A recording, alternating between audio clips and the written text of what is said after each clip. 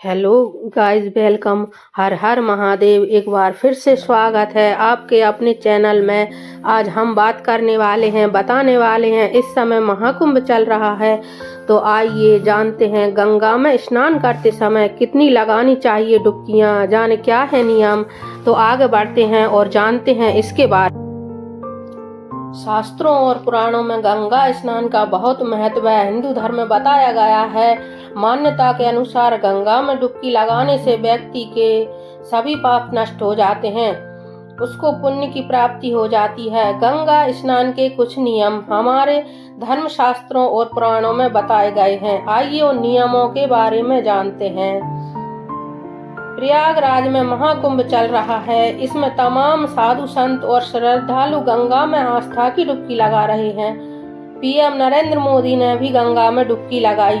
लोग महाकुंभ के अलावा भी अक्सर गंगा स्नान करने के लिए यहाँ पर आप जानते हैं गंगा में स्नान के समय कितनी डुबकियां लगाना चाहिए, इस बारे में हिंदू धर्म शास्त्रों में बताया गया है। साथ ही गंगा स्नान के अन्य नियम भी बताए गए हैं। धार्मिक मान्यताओं के अनुसार गंगा स्नान का महत्व बहुत अधिक है। गंगा स्नान करने से व्यक्ति के सभी पापों का नाश हो जाता है। गंगा स्नान इतना पावन माना जाता है कि इससे व्यक्ति को मोक्ष की प्राप्ति हो जाती है। पूर्णिमा गंगा स्नान, दशहरा और अमावस्या जैसे मौकों पर गंगा स्नान अवश्य करना चाहिए। इन मौकों पर गंगा में डुबकी लगाने को विशेष पुण्यकारी माना जाता है। गंगा स्नान करते समय लगाए इतनी डुबकी। वहीं गंगा में स्नान करते समय कम से कम 3 या 5 या 7 बार डुबकी लगाना चाहिए। 3 या 5 या 7 डुबकी बहुत ही शुभ मानी जाती हैं। इसके अलावा गंगा स्नान करते हुए 5 या 7, 12 बार भी डुबकी लगाई जा सकती है। गंगा स्नान करते समय गंगे या यमुनोचे या गोदावरी, सरस्वती, नर्मदे, सिंधु, कावेरी जलस्नानम सन्निधि कुरु मंत्र का जाप करना चाहिए। गंगा स्नान के नियम। गंगा में सीधे पैर से प्रवेश नहीं करना चाहिए। गंगा स्नान के लिए जाते समय सबसे पहले माता के दर्शन कर उनको प्रणाम करना चाहिए। फिर गंगा जल को मस्तक से लगाना चाहिए। इसके बाद गंगा में स्नान शुरू करना चाहिए।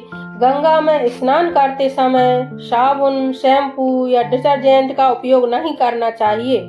गंगा में स्नान करने के बाद शरीर को तौलिए से नहीं पोंछना चाहिए, बल्कि उसे खुद सूखने देना चाहिए। गंगा स्नान के बाद उतरे हुए कपड़े गंगा में नहीं धोना चाहिए। गंगा में स्नान करने के बाद गरीब और जरूरतमंदों को दान करना चाहिए।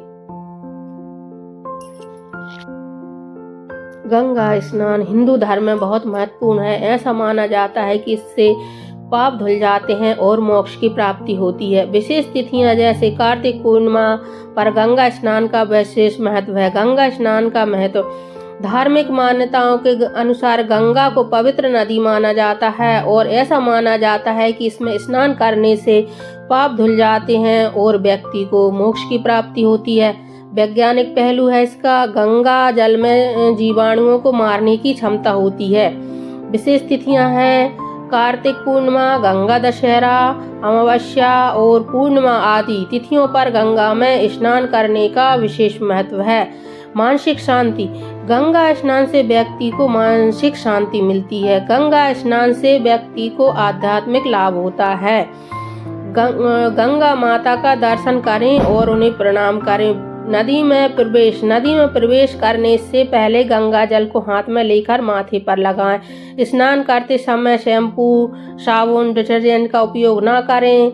शरीर को तौलिए से ना पोंछें, बल्कि उसे खुद सूखने दें। ब्रह्म मुहूर्त में गंगा स्नान करना शुभ माना जाता है। रात्रि में गंगा स्नान से बीमारी और अशुभ फल मिलते हैं। जो महिलाएं पीरियड्स यानी मासिक धर्म के दिनों से गुजर रही हों, उन्हें गंगा स्नान करने से बचना चाहिए। गंगा में सीधे प्रवेश नहीं करना चाहिए। धर्म शास्त्रों के अनुसार ब्रह्म मुहूर्त में पवित्र नदियों में स्नान करना शुभ होता है। रात्रि में स्नान करना वर्जित है। इससे बीमारी और अशुभ फल मिलते हैं। मासिक स्नान का भी महत्व है।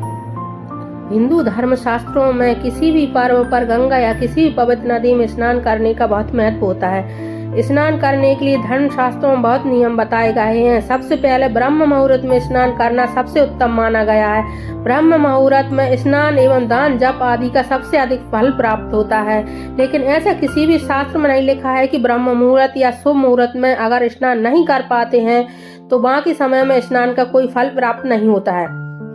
नदियों में स्नान करते समय व्यक्ति को मुहूर्त एवं समय का विशेष ध्यान रखना चाहिए। रात्रि काल में पवित्र नदियों में स्नान करने से व्यक्तियों को बीमारी से कष्ट हो सकता है। स्नान के वक्त लोग अक्सर उपासना करते हैं, तो सूर्यास्त के बाद धार्मिक उपासना नहीं की जाती है। शास्त्रों एवं पुराणों में रात्रि का समय विशेष रूप से बुरी शक्तियों और प्रेत आत्माओं से जोड़कर देखा गया है। इसी रात्रि काल में स्नान करने से बचें। जानकारी अच्छी